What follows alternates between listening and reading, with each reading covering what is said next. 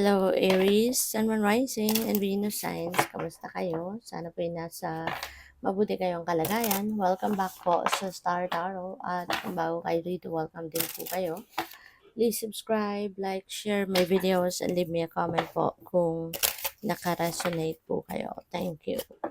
So, first card ni Aries, we have Dreamer. Ayan, sabi dito, your dreams have chosen you. Find fulfillment in pursuing your destiny. This is the magic of life. Ayan. So, feeling ko dito, karamihan siguro sa inyo, Aries, are starting to take action, no, towards realization of your dreams. Siguro ngayon, ano na kayo, kumbaga, you are highly motivated and inspired, no, to make your dreams come true. Kaya gagawan nyo na to ng paraan. At tutuparin nyo kung ano man tong mga pinapangarap ninyo. So we have kindness, live with compassion, open your heart to all life forms, be an angel with hands. Ayan. This could be your mission sa buhay ngayon, ano? Maging angel with hands kayo. Pero maaari din, ano, na siguro ganyan na kayo dati pa, Aries. Maaring marami na din kayo natutulungan, marami na din kayong buhay na binago ang sitwasyon. So, feeling ko, napagsabihan na kayo ng ibang tao, ng mga tinulungan ninyo na, thank you, Aries, for being my earth angel, or thank you, Aries, for being there for me, for being their earth guide, their earth angel. Kasi compassionate din kayo, parang nasa dugo nyo din yung pagiging mahawain, matulungin, supportive, yung ganon, no? So, what else? We have gratitude, be grateful for abundance, live in appreciation for what you have, and more good things will come. Yan. So, this could be a reminder para sa inyo. Okay? Na maging ano kayo, maging grateful kayo. Um, project gratitude attitude. Okay? Lagi kayong magpapasalamat. Kasi maaari na ang iba sa inyo talaga, um, ang iba talaga siguro sa inyo, 'di ba? Maraming biyayang natanggap na, and baka nakakalimutan nyo din na magpasalamat. Kaya paalala ito sa inyo na maging ano kayo, maging grateful kayo, maging mapagpasalamat kayo sa lahat ng mga biyayang dumadating sa iyo, or sa lahat ng mga biyayang binibigay sa iyo ng Divine Universe. Because alam mo na, yung gratitude or yung pag-thank you natin, that is parang ano yan that serves as a key.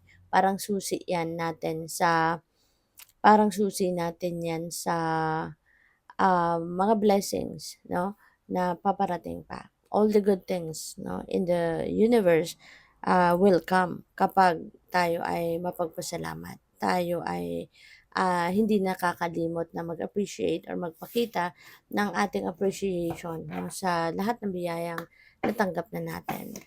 So, by the way, maraming salamat for subscribing. And if you haven't subscribed yet, subscribe na kayo. And also, maraming salamat din for not skipping the ads. Malaking bagay yun sa akin. And also, please click the join button sa baba ng video kung gusto ninyo na mag-join kayo sa membership. Okay?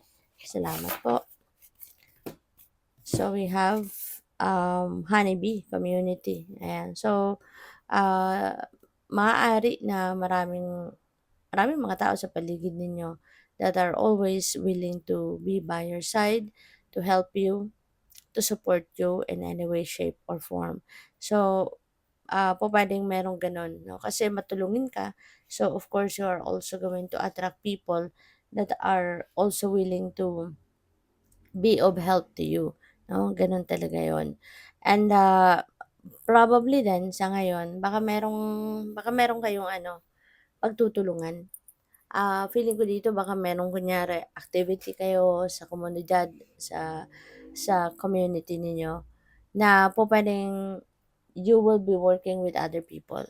Maybe you will be um, joining other people and help them, 'di ba? Para ma-achieve kung ano man yung project kunyari, or kung ano man yung pupuwedeng charity work ito, ganyan. kung ano man yung goal ninyo diyan, no? Maybe you will be there for them to help them, no, achieve it.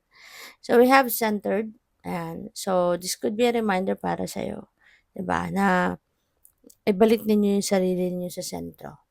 Okay?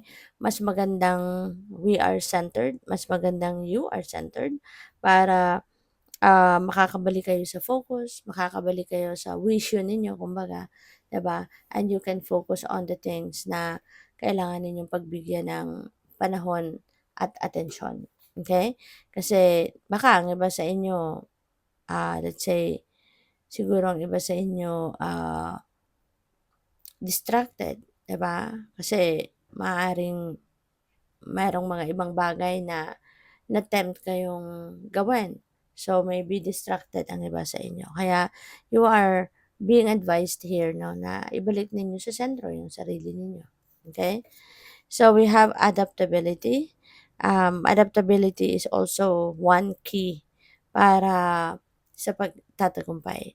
Kasi kung adaptable ka, flexible ka, marunong kang mag-adjust sa mga nangyayari sa paligid mo or nangyayari sa buhay mo, then for sure, 'di ba, mararating mo kung saan ka gustong makarating.